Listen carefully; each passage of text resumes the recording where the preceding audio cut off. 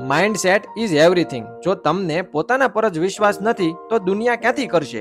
Positive વિચારો, નબળું નહીં તો બધું પાવરફુલ થઈ જશે. જે દરેક વાતમાં એમ કહે છે કે મારાથી નહીં થાય, તે પોતાને નવું શીખતા રોકી દે છે.